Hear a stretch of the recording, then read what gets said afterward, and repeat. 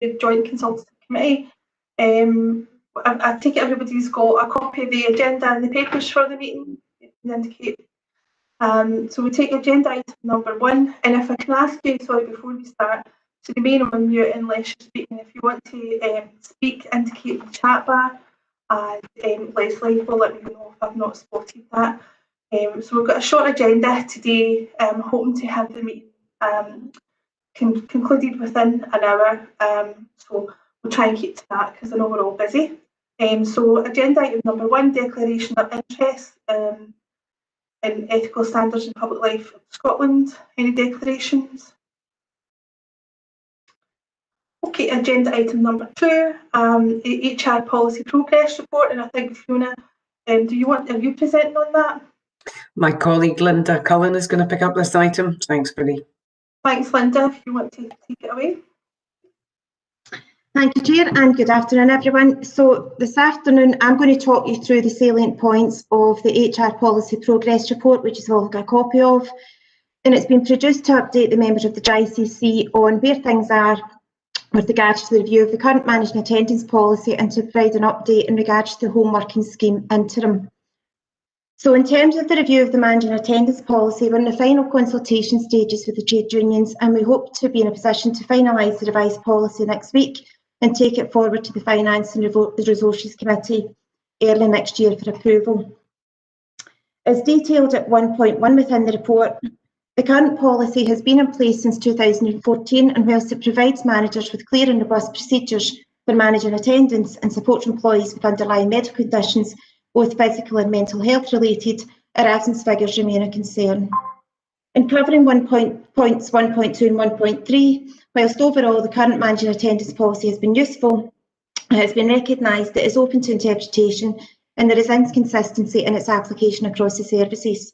It is also recognised that as mental health and employees' health and wellbeing is becoming more prevalent and a major focus for employers, this has to be reflected in any managing attendance process and policy.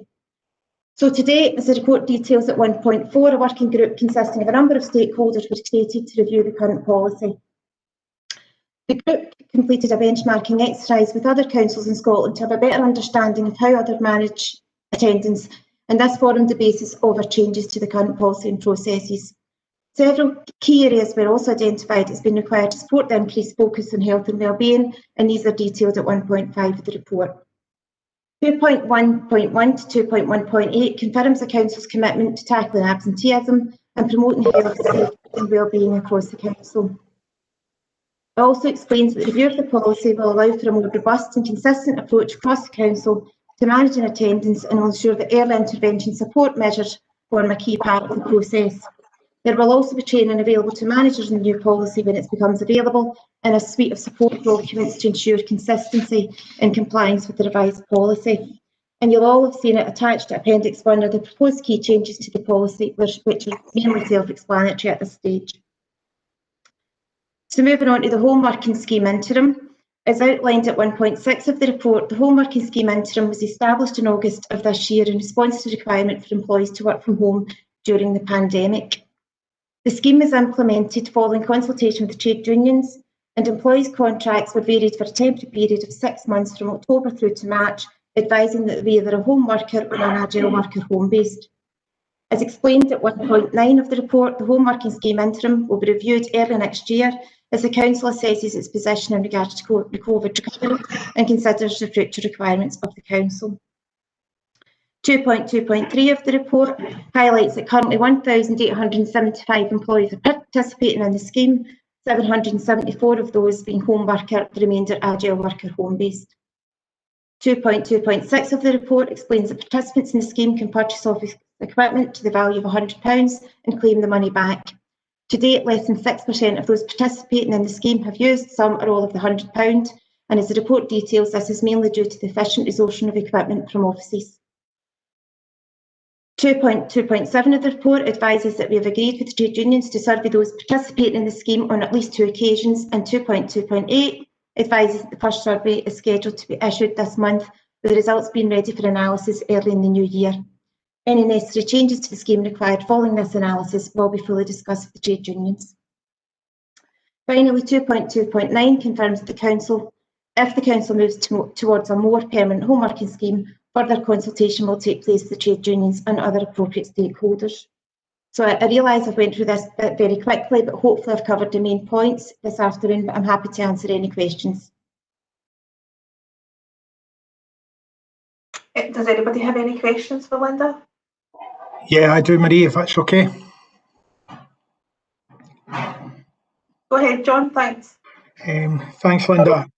Linda, with regards to the management attendance policy first, and then I'll come on to the home working one later on.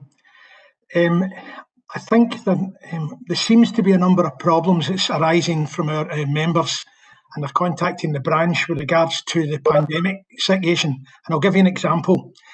I am attending a Capability 2 meeting next week for one of our members who is awaiting a kidney operation and has been told that due to the pandemic, there is no date for the operation. It will be in 2021 sometime, but they don't know when. And I'm going to this meeting in middle of next week, knowing that the management will look at the policy and say, we need a return date. She's unable to do that because of the pandemic. She's unable to do that because the pandemic pressures on the NHS have postponed her operation. So I think we need to look at the new policy in conjunction with the current situation we're in, whether that be hopefully on a temporary basis and we get back to normal. But I can see problems with this. I can see our members being disadvantaged if they're forced into a situation where they have to return to work under the severe pain of kidney stones or whatever. So I would like you to consider that, and can you advise if you've has anyone else raised that issue with you? And then I'll go into the home working issue that I have. To be honest, John, sorry. Can you hear me okay? Yes. Sorry, there was getting a really bad echo there. Yeah, John, it's not the first time it has been raised with us. And yeah, we are aware that people have had operations delayed because of the COVID situation. And really, the managers have been advised to extend absences for as long as they possibly can to allow for those procedures to take place. We understand there are some circumstances where they can't sustain it forever, but we are trying as best we can to accommodate where we can people who have found themselves in that situation. And certainly it is something we will take into consideration as we finalise the policy. That's very helpful. I just hope that the managers and all the HR, I'm sure you and Fiona will advise the HR on that when we're going to these meetings. So I'm fine with that. Can I move it on then, Linda, just to the home working situation, the home working policy? We've had a number of members raising some concerns about the £100 payment for equipment, etc. And it seems to be that certain managers are deciding whether this payment should be paid to the individuals. And I don't see that where it says that in the policy. I would have thought we would have had discussions if there would be concerns about that. But I've got a number of members now saying that they've been denied this £100. They've went out thinking that the £100 was there for anyone who was working at home, whether you're admin, administration, your social work, your health, your housing or whatever. But now we're finding out that some of our members are being denied that £100. Who made that decision and how do you justify that? Thank you. Right, so it's a decision of the group, obviously, John, to give people the opportunity to go out and purchase equipment they couldn't source from the office up to the value of £100. If they provide the receipt, that money is given back to them. Now, I'm not sure of the circumstances, and it would be helpful if you would email me separately from this meeting to advise me what they are. But realistically, there shouldn't be many occasions where it has been refused unless they're asking for something that can be accessed or given from the office. I don't know the circumstances, so it's quite difficult to respond to that one. Okay, that's not a problem. I'll get you the details and get it to you. That's helpful. Thank you. Juana, did you want to come in? Yeah, Marie, I was just going to make a comment on that. So the policy before it was put in place was fully underwritten by finance, so we shouldn't be in a position where we've got individual departmental managers deciding whether someone is entitled to or not entitled to it, because it's not a departmental budget decision. It's been fully underwritten by finance. So if you can pick that up, John, with Linda, if they're entitled to it, they certainly will be paid it. Joanna? Yeah, just very quickly on the entitlement to claim back £6 per week from the HMRC for individuals who are working from home and incurring expenses due to working from home. My understanding is that individuals are being directed to claim this directly from the HMRC and that the employer is not paying this to individuals directly. And I understand that if individuals do claim this directly from the HMRC, that they would be pulled into a cycle of self-assessment for the purposes of their tax, which obviously a lot of very low paid members will be discouraged from doing. But the issue remains that if they are not allowed to claim this back, individuals who are working from home, receiving higher electricity and heating bills are not getting what they're entitled to from the government. So can the employer look at paying this money directly? There are provisions in the scheme to enable employers to pay this directly and claim it back from the HMRC rather than individuals being pulled into that cycle of self-assessment. Okay, I'm not aware if we've got anyone in that position. I was just thinking the tax threshold, Joanna, for self-assessment is around about £40,000 is my understanding, but we will take that away and check it, and if there are a significant number of people who are disadvantaged by that, will certainly be considered. Jennifer, have you got any comments you want to make on that? I know your team have been processing these applications. Yes, good afternoon. As far as I'm aware, there isn't a cycle of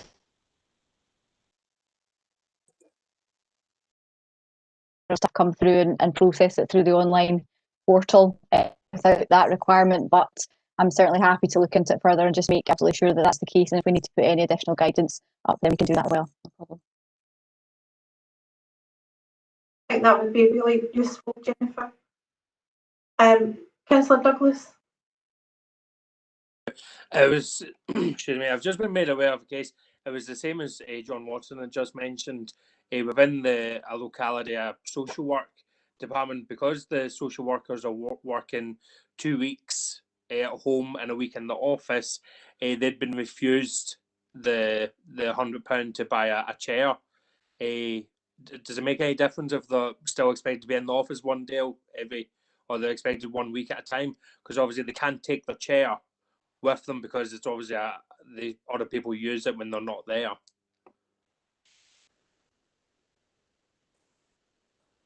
Linda, do you want to comment on that? I believe we are giving chairs to individuals. Well, we have took a number of chairs out the offices, and I suppose that at the moment the £100 is only applicable or available to people who are part of the home working scheme. So you either have to have been categorised by your manager as a home worker or an agile worker home based. Now there might be that those individuals you're talking about, Councillor, might not have been categorised into those two categories and might be something else, and that's what's preventing them from getting that access to the £100. But if there is a problem with chairs, then that should be brought to their manager and we can certainly look into it.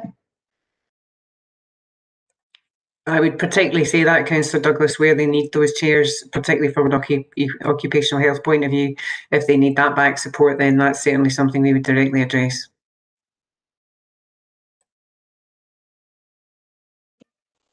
Councillor Duffy?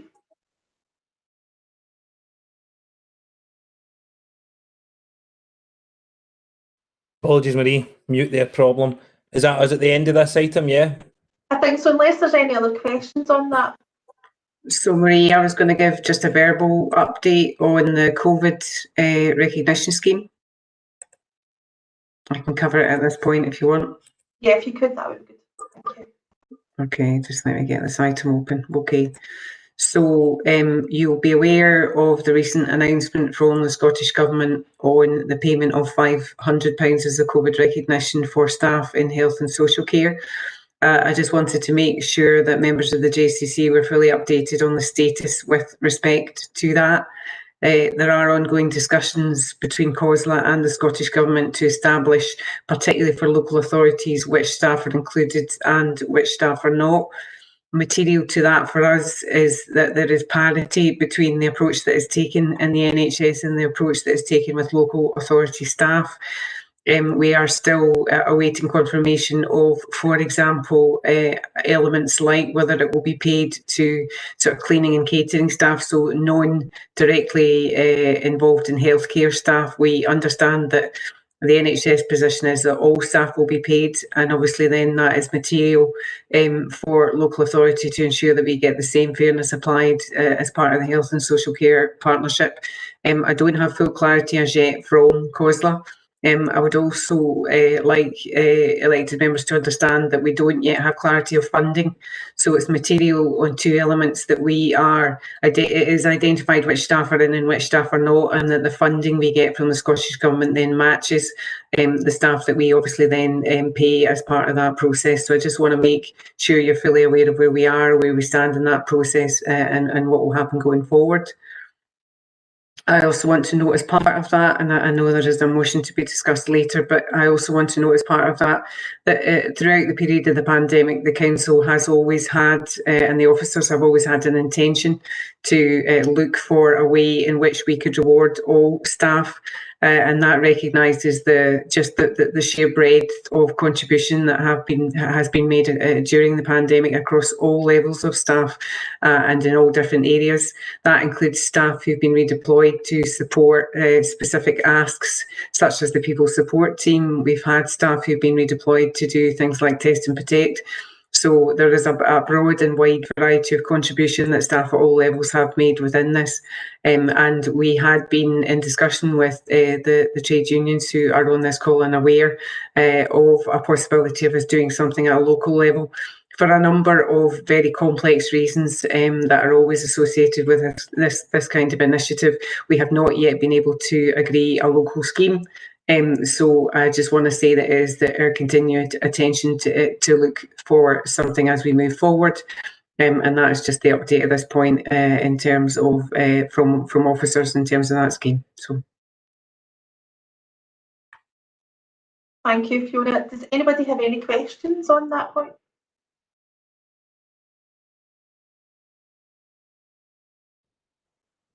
If there's no questions, Marie, I would like to move a motion. I've submitted it to the committee clerk prior to today. Please.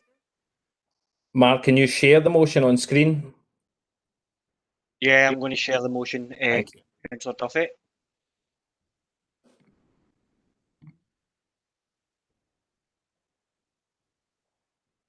It's just going up just now, just bear with me.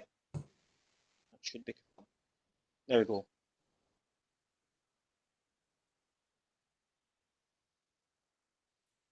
Thanks, Mark. And on the back of Fiona's update, their verbal update, there's no doubt there is a huge lack of clarity understanding of what this will mean for local government workers.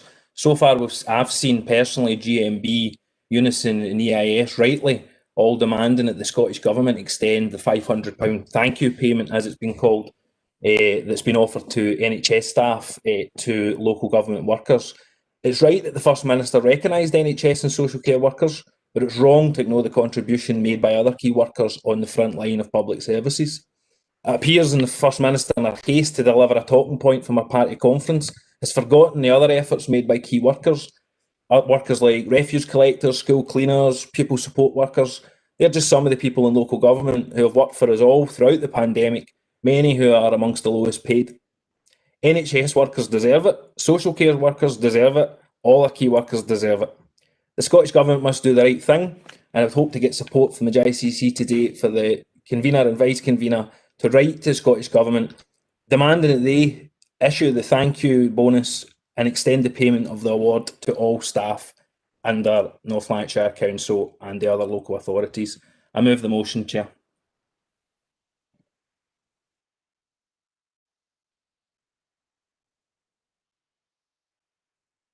Thanks, Councillor Duffy. I would second that motion. Do we have anyone who wants to speak to that? Joanna Baxter. Yes, I welcome the motion that's been put forward. It is particularly galling that some individuals who have been making such a massive contribution to the pandemic response have not been recognised by the government. And we represent in Unison 80,000 local government workers across the country. We have had members who have kept open hubs to look after the children of key workers during the summer. We've got mental health officers with increased caseloads. We've had environmental health officers staffing temporary mortuaries. We've had leisure staff being redeployed to assist with delivery of meals to local communities. The list is endless, really, and it's for that reason that, whilst the Scottish Government may have forgotten the efforts of local government workers, we would appeal to each local authority in its own right to ensure that they do everything that they can to make sure their workers are not forgotten. So we wholeheartedly support the motion that has been put forward by Councillor Duffy. Any other speakers to the motion?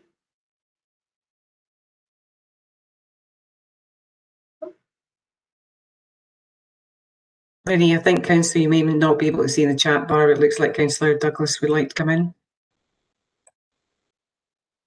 I think that was on the last item. That was from the previous. Yeah. Apologies, just want to make sure you weren't missed. Thank you. It's always good to check. Okay. So, in the absence of an amendment to that, Chair, then that motion would stand carried and be recorded as a decision of the Joint Consultative Committee. thanks, Mark, and thanks, Councillor Duffy, and you and I will and get it sent away on behalf of the JCC as soon as we possibly can. Thank you.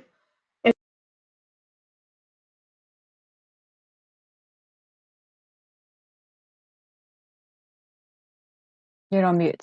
Ready? Thank you. Thanks. I noticed that you was trying to tell me subtly there. Give me a kiss. Apologies. Item 3, health and safety arrangements risk assessment, a verbal update. Okay, just briefly, a comment from me. This has been an absolutely critical area for us throughout the pandemic, so I'm going to ask my colleague Fiona Duddy just to give you an update on all the work that's gone over the course of the pandemic and also some of the challenges that are going to be remaining as we move into the next phase, including vaccination. So Fiona, do you want to talk to this? Thank you. Good afternoon, everyone. I updated the JCC in October about the partnership work that had been achieved between the Council's safety team and the trade unions. Today, I'll give you a further update on how things are continuing to be progressed for safety within the Council.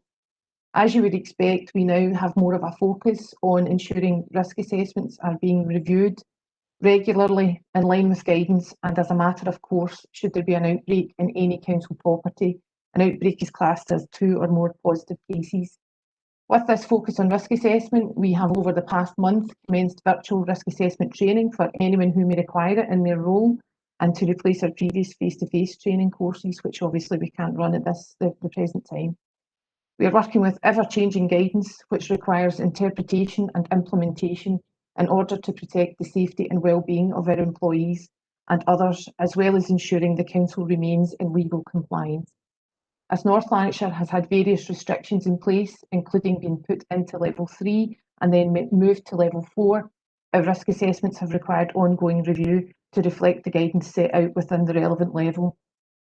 Due to the work already put in place, the transition between the levels has had a minimum impact, and we are prepared to react quickly to any further changes in levels. There are regular communications being issued to employees and managers, reminding them of what they need to do in the workplace to prevent the spread of COVID, and some of the communications that are going out follow on from discussion on the trade union calls. Also, we continue to use MyNL to allow easy access for documents which are being regularly updated. Our weekly calls with our trade union colleagues are continuing, allowing concerns to be raised and discussed, as well as any planned changes to be detailed, and agree how best to move things forward. Reassurance to employees that the mitigating measures in place are appropriate and working has also been key in allowing us to continue to provide essential service provision. This has been particularly evident across education in the recent weeks. In order to check our mitigating measures are in place and that they are working effectively, there has been ongoing spot checks by both the trade unions and the safety team, with findings being shared. The Health and Safety Executive also carried out spot checks, initially for schools, and have advised they plan to now roll this out across other workplaces. So moving forward, even though we have the vaccine rolling out from today, I don't expect any immediate change in relation to how we protect our employees and others, and we will continue to adhere to Scottish Government and Health Protection Scotland guidance. We now find ourselves approaching Christmas and await where North Lanarkshire Council finds itself with regards to restrictions in the new year. However, we will continue to work jointly to address whatever guidance is issued, or indeed to add to our already growing list of mitigating measures to protect our employees and others. I think that as we move into 2021, a close working partnership with the trade unions will be the norm. What has been a really difficult situation to work through has been made much easier by working together and sharing knowledge and expertise. I'm happy to take any questions. We'll take John Watson first. Thank you, Chair. Fiona, totally agree with the work that's done jointly with the trade unions and yourself, and I've been involved personally with the risk assessments. The only issue I have is that there seems to be a kind of lapse between the risk assessments being completed and the workforce being able to access these risk assessments. Maybe like the DL building, a lot of the members were coming and saying that they couldn't get access. They didn't know what the outcome of the assessment was. So if there's some way that can we speed it up between yourselves and the kind of locality managers or the manager of the building, so that the workforce can see the risk assessments as soon as they're completed. Thank you. Yes, John, that's not a problem. It's actually something Marie raised on a previous TU call, which was to use MyNL to put service-specific risk assessments on there. So we'll follow that up with managers who are completing them. They can go on there as soon as they're complete, and then the employees can access them wherever they happen to be. They don't have to wait for them to be issued out, but we will also put a reminder out to managers that they need to discuss the content of the risk assessment with their teams. That's helpful, thank you.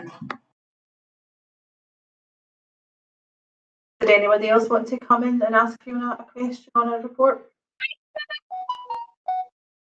No. Can I just say then, Fiona, on behalf of all my trade union colleagues, a thanks to you and your team for just the way that we have worked together the last few months, and I echo what you said in terms of the usefulness of that. It has been extremely useful, and I think it's we're seeing the results, which is really pleasing. So thank you so much, and thanks to all your team from us as well. If you don't mind passing that on, that would be great. Thank you. I will. I'll pass that on. Thank you. I think that's us at the end of the agenda. Unless anybody else has got a question for Fiona in her report, no. Excuse me, convener. Apologies for being late. I had a doctor's appointment, and that's me just managed to get in. So apologise if I've been a wee bit late, Marie. Thank you. Thanks, Councillor Coyle. Much appreciated. I think if there's nothing else, then I'll call the meeting to a close. I think our next meeting is due on the 30th of March next year. Is that correct? Am I getting that right, Leslie? Thank you. So I just basically to say thank you very much today for your attendance, and